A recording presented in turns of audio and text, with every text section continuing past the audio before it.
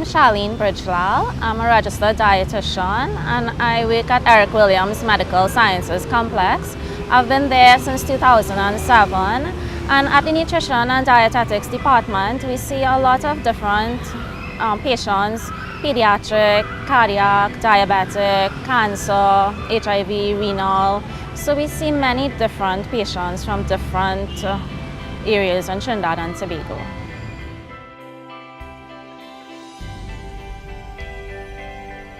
A patient on dialysis tends to have a diet that is controlled in protein, potassium, phosphorus, sodium, as well as, based on what the doctor's instructions are, fluid restrictions. Some fruits that are high in potassium, such as bananas, oranges, pears, mangoes, pawpaw, these are very high in potassium, as well as vegetables such as tomatoes, pumpkin. So these are restricted in terms of portions. So when the dietitian sees the patient, we would finalize exactly how much the patient is allowed. In terms of fluid restriction, the doctors usually would lay out the exact quantities that the patient is allowed. So we would usually work alongside that. Not every patient is allowed to have as much fluid. Some are given freedom. But for example, if a patient is on a liter fluid restriction, this would include anything from gravies, soups, ice cubes, juice, everything would fall within that fluid restriction.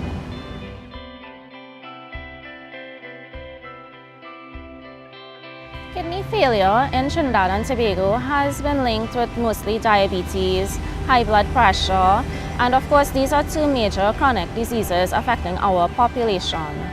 Of course, a diet that is very high in sodium in particular would lead to high blood pressure, and this damages the major organs, of which the kidney is one of them. Diabetes is a major contributor towards kidney disease. Basically, when a patient's blood sugars are uncontrolled, it causes damage to the major organs, and the kidney is one of them.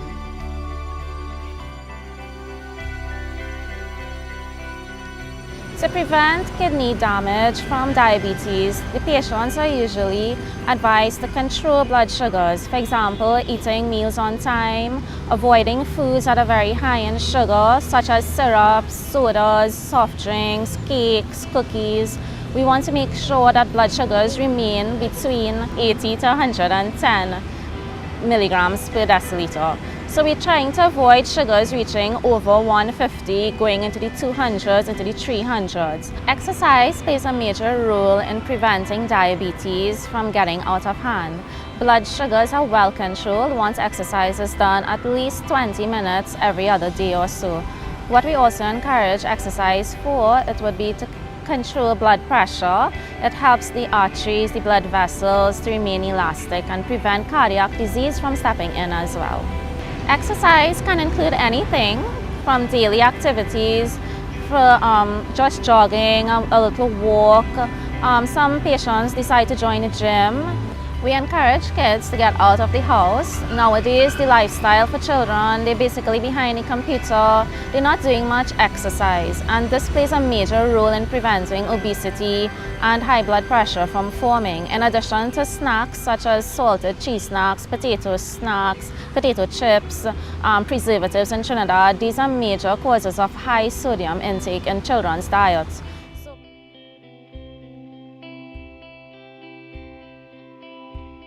Patients on dialysis basically can eat everything. However, things like whole wheat and whole grain products are to be avoided because they are very high in potassium. Provisions, green fig, potatoes, they are very high in potassium and phosphorus.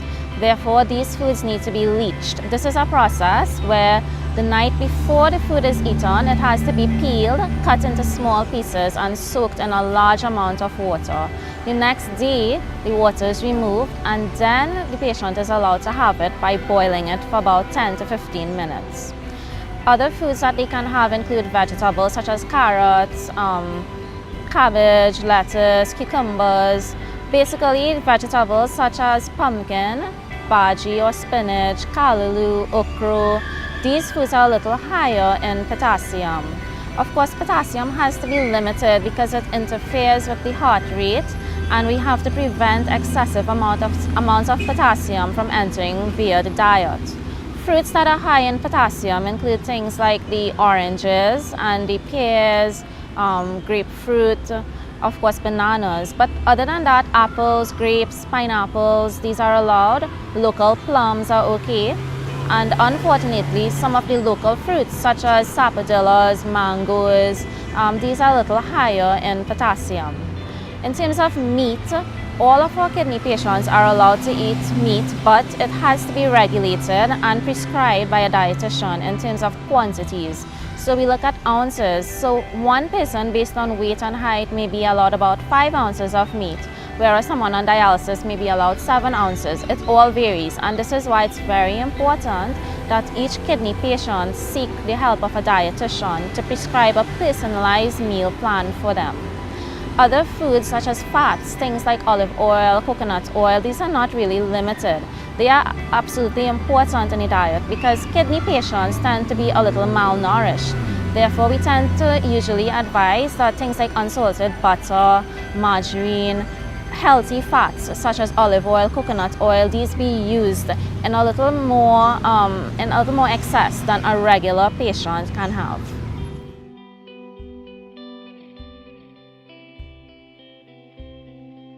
After doing the renal transplant, patients are advised to have a diet that is higher in protein but controlled in potassium and phosphorus. The reason being is that the kidney that has been transplanted, it's still being adjusted, the body is getting adjusted to accepting it. So what we usually recommend would be a higher level of protein for healing of the wound, but one that is lower in sodium and potassium and phosphorus. About 2 to 3 months after the kidney transplant takes place, even 1 month after, some patients are allowed to eat everything. Basically, they can revert to having a normal diet, oranges, bananas, everything is allowed. However, certain foods such as salted foods, especially things like smoked herring, salt fish, things that Trinidadians like, these are still advised against, because sodium is still a major contributor towards high blood pressure. So that in order to avoid the entire cycle from repeating itself, we usually advise a diet that is low in sodium post-transplant. So one last piece of advice for parents is that we want to encourage children to have healthy lifestyles. So we want to encourage some more exercise as well as healthy snacks, things like low-fat yogurt, whole grain crackers, cereals that are not frosted, and encourage children to spend a little more time outside because exercise really plays an important part in preventing high blood pressure. And as a kidney patient, dialysis patient, it is important that you have a personal meal plan. So we always encourage you to come to the dietitian's department, whether it's at Eric Williams or any of the other major hospitals. However, to see a dietitian, you do need a referral letter from a doctor who is located or attached to the complex or the hospital area. Once you have that letter, the dietitians see you, we make an appointment, and we prepare a personal meal plan for you. My name is Mrs. Heather Johnson, and I'm the transplant coordinator at the National Organ Transplant Unit.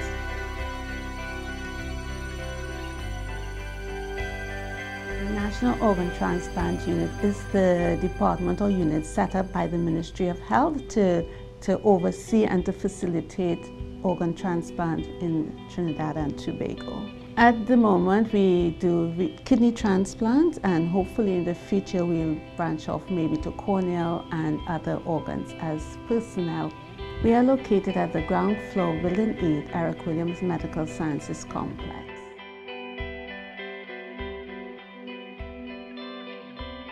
To become an organ donor, it's very simple. Just have a discussion with your family and make a telephone call to the organ transplant unit, fill out the form, and receive your donation card. There's no legalities to it. It's not a contract, it's not a bank. This is something that is voluntary. So if you change your mind, you just let us know. You can give it after you die. You can also be a living donor. Yeah. Yes, your family can. That's the reason why before you sign up or when you intend to, we say have the discussion with your family so that they know what is your final wish. And we find that most times once the family understands that it is your final wish, they tend to abide by it. But you must have that discussion before so they will understand what is required.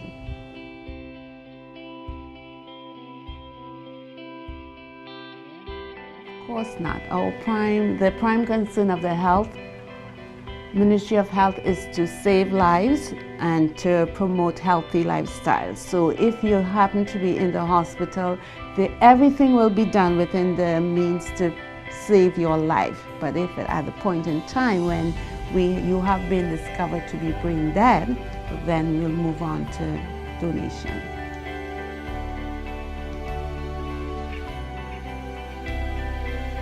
Yes, you can come into organ transplant unit to sign up, but you also visit the Ministry of Health website, click on the icon for the National Organ Transplant Unit, and you can sign up online.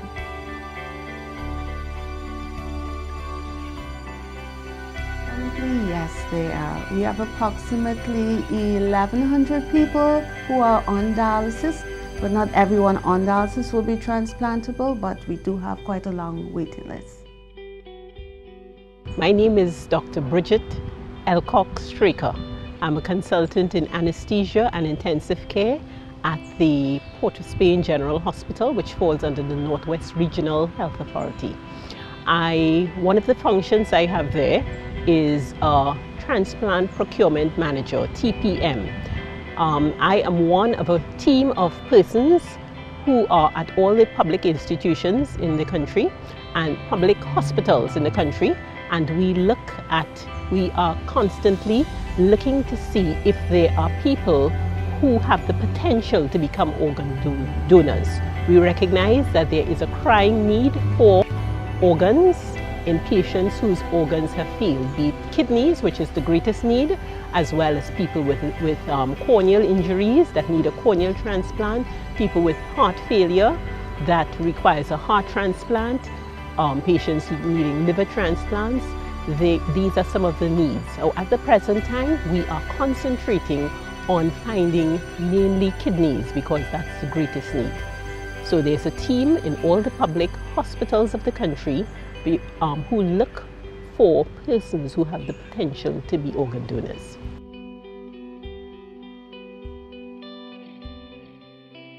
Organ donors can be living. That's where I have a family member or friend who needs an organ, probably a kidney, and I say, I would like to give one of my kidneys to this person. So that's a living donor. And this one is where you choose who you want to receive your organ, and you can only give a kidney once. Occasionally people may give a part of their liver to a child who needs a liver transplant. The other type of organ donation is the deceased or cadaveric organ donation. This is where somebody after death has the ability to give life to somebody. So instead of burying or cremating our organs with our body that has died, our organs are donated to somebody. If I am a deceased organ donor, I can help 2 people with kidney failure to have a new life. I may also be able to donate my corneas and help 2 people who are blind. I may be also able to give my heart, my lungs, etc. At the present time in Trinidad and Tobago, our focus is on kidney transplantation because that's the greatest need. But there are plans in the future to expand this program to involve corneal, livers, hearts, etc.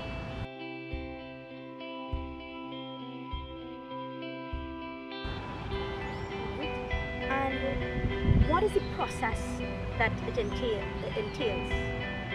The process of donating organs, well, if somebody is confirmed brain dead, this will normally happen in an ICU setting. It may also occur in the casualty department, being managed with the patient being managed by the intensive care unit or ICU.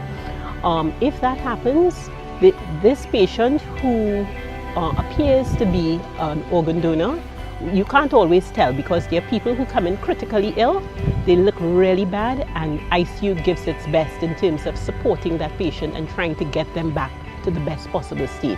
And most of the times we are successful. People survive at intensive care unit, and go to the ward and eventually go home to go back to some degree of a normal lifestyle. However, there are people that no matter what is done, they continue to deteriorate, and we may get to the point where a person becomes brain dead. Now, brain dead is a concept that is new to many people because in the past you thought of death as when your heart stopped. However, we recognize because of the advances in intensive care all over the world, we can get to the point where somebody's brain stem has died. And the brain stem is the most important part of you because that controls your vital centers, your breathing center, the ability to breathe for yourself, the ability to maintain your blood pressure, maintain a normal heartbeat. When you are brain dead, these centers die and the patient is unable to breathe and unable to support their blood pressure, and without artificial treatment, everything stops. So countries all over the world have passed legislation which allows a person to be diagnosed as brain dead, because when you are brain dead, there is nowhere in any part of the world that anybody has ever recovered from brain death. So there is a series of tests that have to be done by experienced consultants in intensive care. It is done repeated with 2 doctors doing it over a 6-hour period, and one will say the person is brain dead, and then the second one is to confirm that the first test was in fact so. And there has never been anybody in any part of the world who has ever been brain dead and come back. And this is an important point that we want the public to understand, because many people think that brain death and coma are the same. When somebody's comatose, they can breathe for themselves, they can maintain their own blood pressure, they can maintain a normal heart rate for themselves. When somebody is brain dead, they are unable to do this. But the balance is that many critically ill patients are not able to breathe. Many critically ill patients are unable to support their blood pressure. But this is a transient thing, and eventually they improve. If they are going to get better, their brainstem is working, it eventually improves, and they get back to some level of functionality. All right, so there's a difference between coma and brain death. And because of this distinction, the tests have been put into our law books in terms of how it's done, the whole concept of brain death, and all the regulations associated with confirming somebody's brain dead.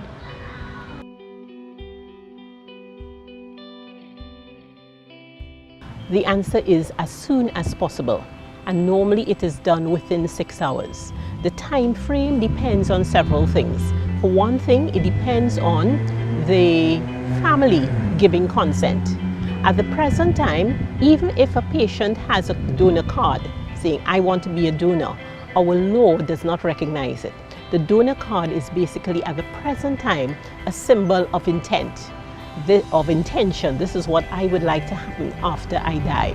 However, so the family has to give consent, and this is because Trinidad and Tobago has what is known as an opt-in system. In the opt-in system, you have to opt in to becoming an organ donor, right? So we have to await consent and permission from the next of kin to say, yes, it is okay to proceed. The family gives permission. There are many other countries in the world, many of the countries in Europe, for instance, they have an opt-out system, and their law states all organs belong to the government and the country. So the family has to opt out of that system. Therefore, if we had an opt-out system in Trinidad and Tobago, we could easily say we have 1.3 million donors in Trinidad and Tobago. But in the present system, we have to ask for permission. And then how soon after can they be harvested? Practically, it takes approximately around 6 hours, depending on, if it's a forensic case, for instance. A forensic case would be somebody who has been involved in a motor vehicular accident, a victim of trauma or crime, drowning, suicide, attempted murder. These sort of patients, if they become brain dead, there would need to be the forensic component. So we'd have to get the forensic pathologist involved, we would have to get the police involved, they must be informed, and in addition, both the forensic pathologist and the police have to prepare documents that go to the chief magistrate or the coroner. the coroner has to give written permission before organ donation can proceed.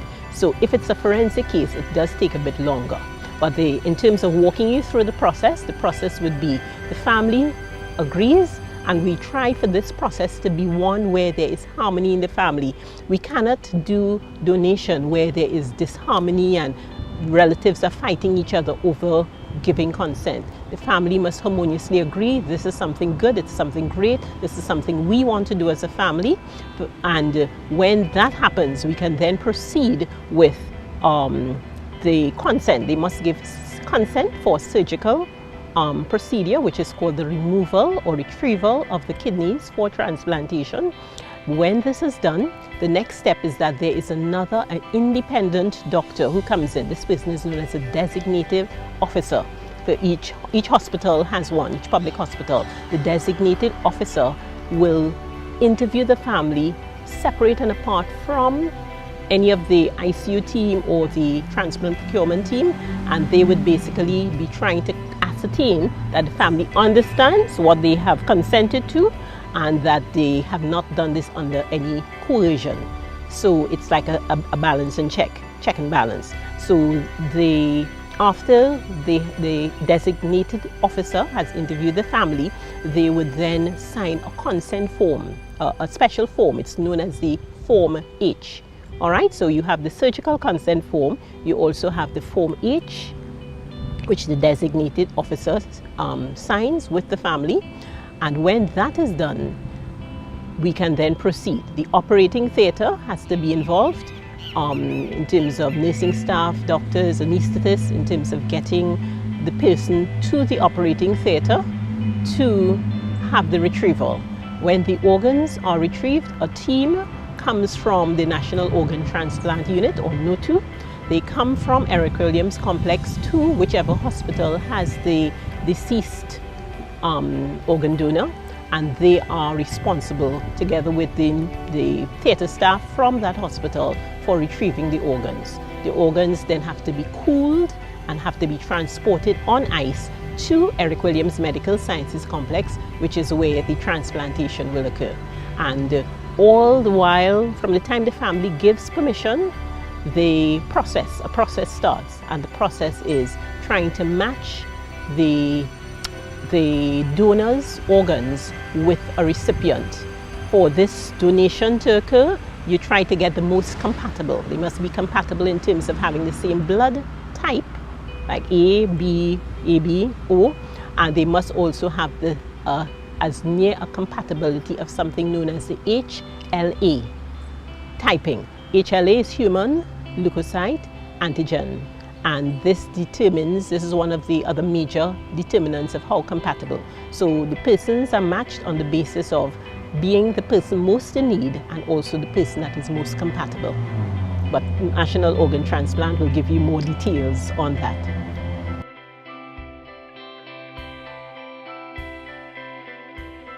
Some of the questions are you sure my loved one will never wake up? And this is where we make sure that the family understands clearly that there's a difference between being brain dead and being comatose. A comatose person will be able to breathe for themselves. A brain dead person is unable to breathe without the help of a ventilator or life support machine.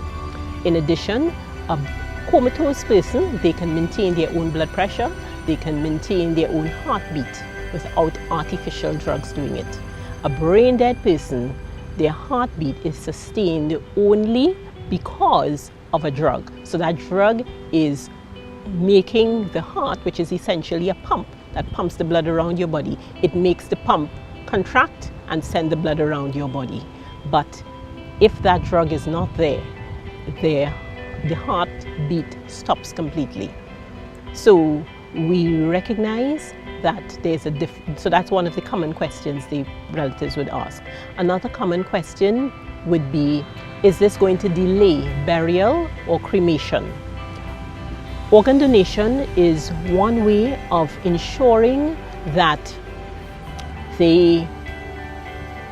somebody who's died, their organs are not just cremated or buried. If it has the potential to give life and save a life, this is the whole mantra behind organ donation. So that's another question they'd ask. Another question families would ask, well, I already told you it would take only about 6 hours at most to retrieve the organs, and then the process of transplantation begins. Another common question would be, suppose, well, my loved one never said anything about whether they were happy, whether they wanted it to be done. We never had that discussion. And in cases like that, we let them know of how great the need is for organ donation. We also would ask them things like, if you were in need of a kidney or in need of a heart or a liver, and there was the ability to get it from somebody who had died, would you accept it? And almost everyone says, yes, I would accept it, right? So if you now have the ability, the power is now within your hands to help somebody in that way through the death of your loved one, would you be willing to also do it for somebody in return?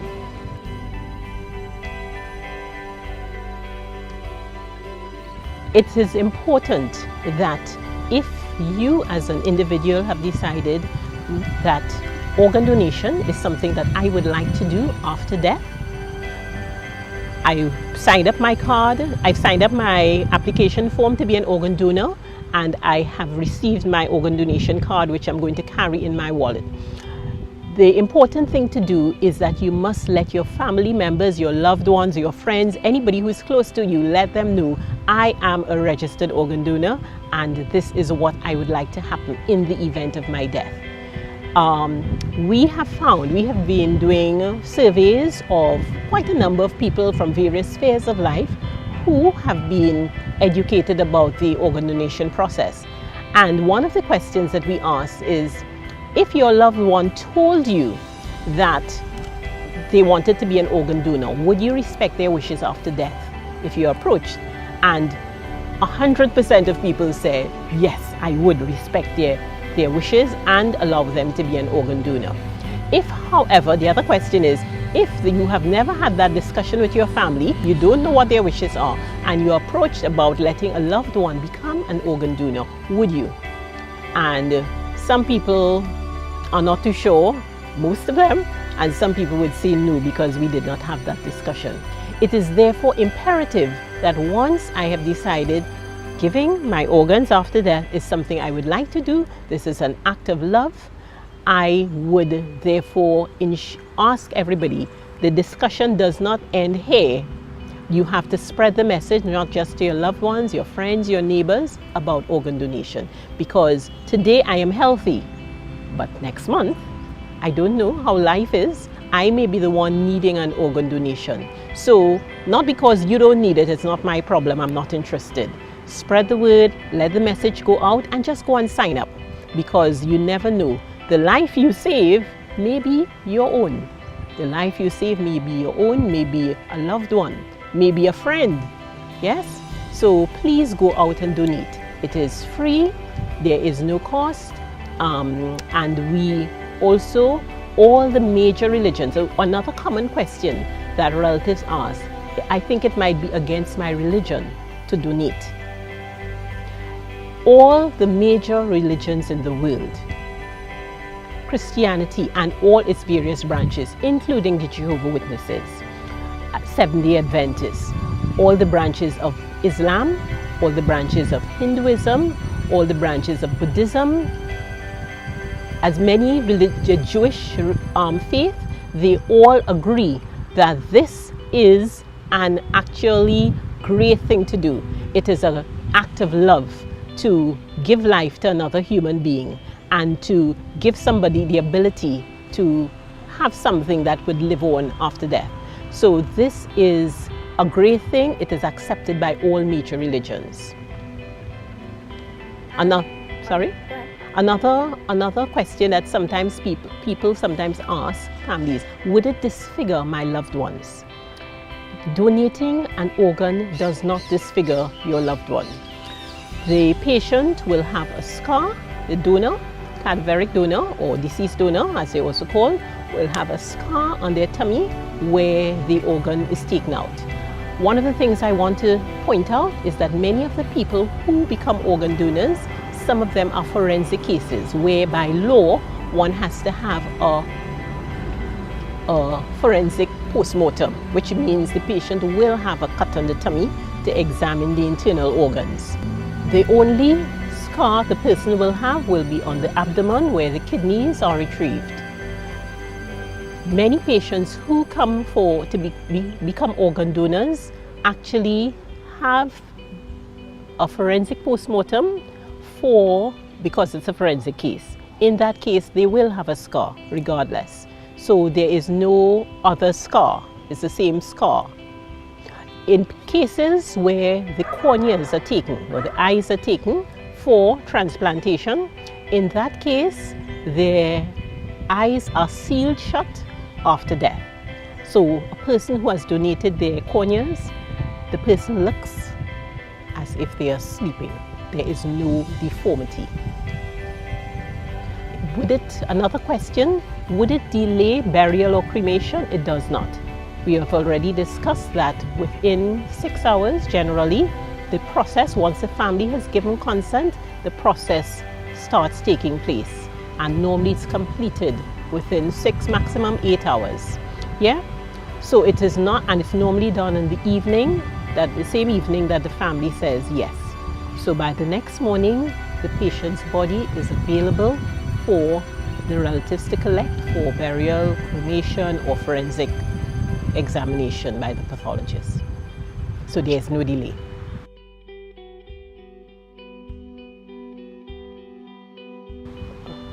Getting more members of the public to be aware of the process of organ donation.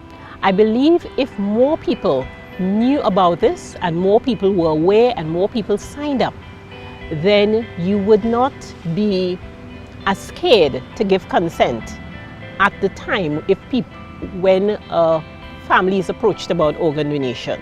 So one of the things is that because public education is limited, it's growing, but it is still not as good as it ought to be.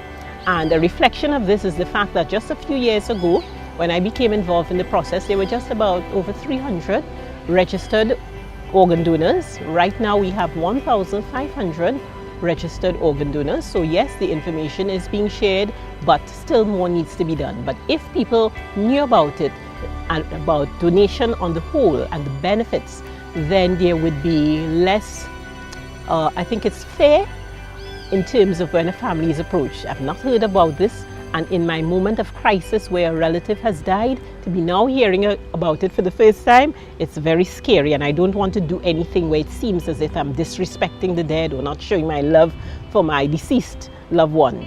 So if the information is out there, more people would be willing to give consent. Another difficulty is resources. We are a body of a team. Our hospital has 8 of us. San Fernando has its team, Mount Hope has its team, Sandy Grande and Tobago, they all have their teams of TPNs who look out for potential organ donors. Another area of difficulty or challenge is sometimes the resources are not always there. So we may see somebody who has the potential to be an organ donor.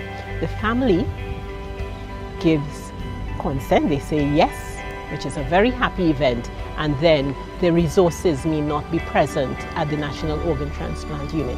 So, which is very heartbreaking because it takes a lot in terms of getting a family to the stage where they say yes. Yeah. Another area of difficulty is that many patients who are critically ill are very unstable. Patients who become brain dead, they are even more unstable. So many of them die even before you can confirm that they are brain dead. So, and it's just a function of they're getting the best of care, but they are just so unstable. And when your brainstem stops working, patients, there are lots of processes, deteriorating processes that just make the blood pressure fall, the heart rate is just slowing down all the time, the patient just isn't breathing, and various organ systems start malfunctioning. So they are tending towards a state of all the organs just totally shutting down, including the kidneys. So it's one of the challenges in terms of getting that patient to the point where they are stable enough to be taken to theatre for retrieval of organs. And can I ask a question? Are you Yes. an organ donor? I signed up as an organ donor, and I well understand. I had been involved in the process for some years, and I only signed up after one day I spoke to a family in terms of asking them whether they would give permission for their deceased loved one to be an organ donor. And I think from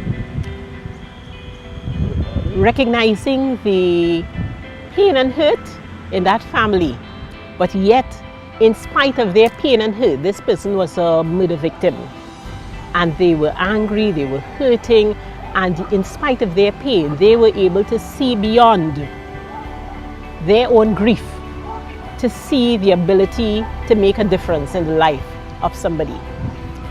In addition, another change point for me that really made me go and sign up was meeting some of the patients who were on the waiting list. And when I met them and heard their stories, and I mean, some of them were really young people. They looked like my nieces, my nephews, and they were trying their best to function in spite of having to go to dialysis, very expensive, 3 times a week. Many of them could not hold down a job. And then I met people who had received a kidney from a deceased person, and you saw the difference it had made in their lives. They now became a human being again, a functional individual, a functional member of their family and their society. I said, hey, this is not just something you know in your head, you're going to sign up, and I signed up.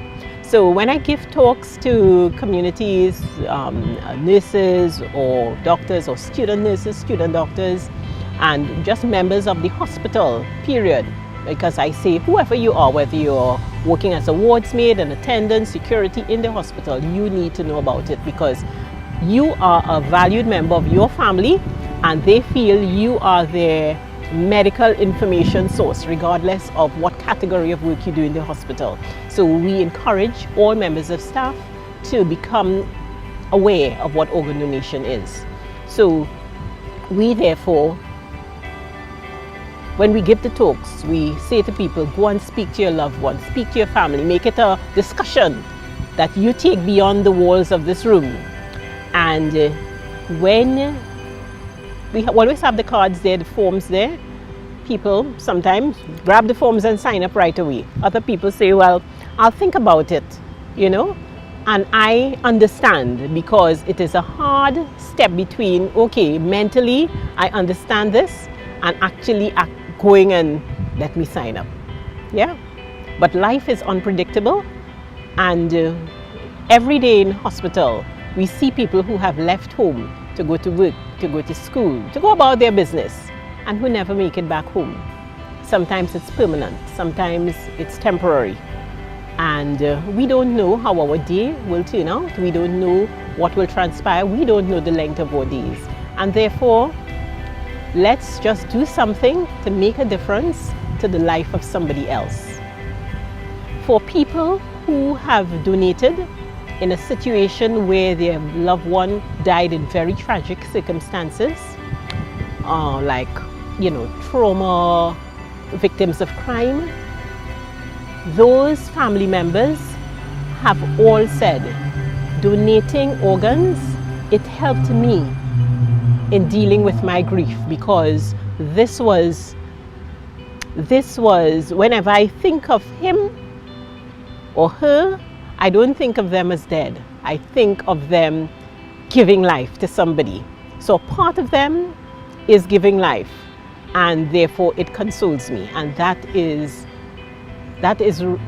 me, that is a very moving thing. And when we have families who are not too sure, we say to them there's a possibility that it may help you in your grieving process. But it's a voluntary thing. You have to want to do it. We are not forcing you, and whatever your decision, we will not be upset with you if you don't decide to. But we hope that on behalf of the many people on the waiting list, there are over 500 people on dialysis in Trinidad and Tobago, and of the people on the waiting list, only 92 of them, about 92 of them have no potential family member to give and kidney to them, because whatever disease process, be it diabetes, abnormalities of the kidneys like polycystic disease that runs in the family, they are unable, their family members are unable to give. Therefore, they are depending on somebody being a cadaveric organ donor. So when you sign your organ donation card, you're signing up to be a cadaveric organ donor.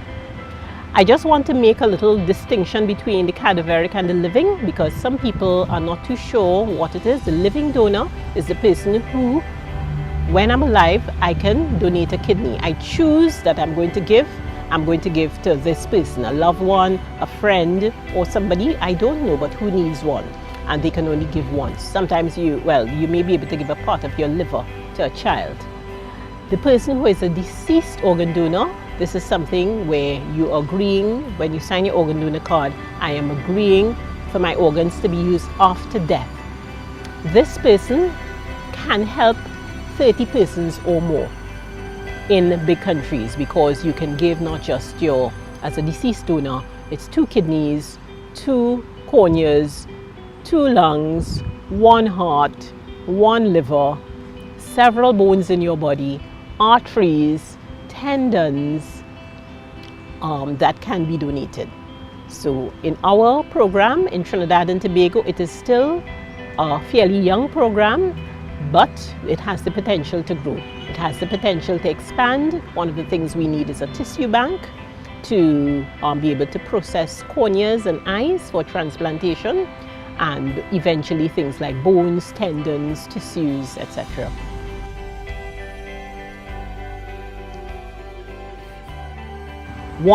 Trinidad and Tobago is the only country in the English-speaking Caribbean that has the technical, the medical, the financial ability to do organ transplantation at the present time. We are behind countries like Cuba, right in the Caribbean. They do a lot of organ transplants. All right, Puerto Rico, well, that's part of the United States. But we have the ability to do it, but what we need are persons who are willing to sign up as organ donation and make a difference, give life, donate.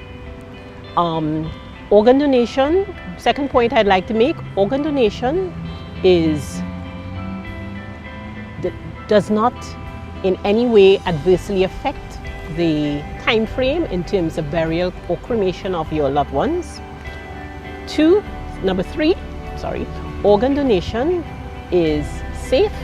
It has no side effects to the deceased organ donor because that person is already dead.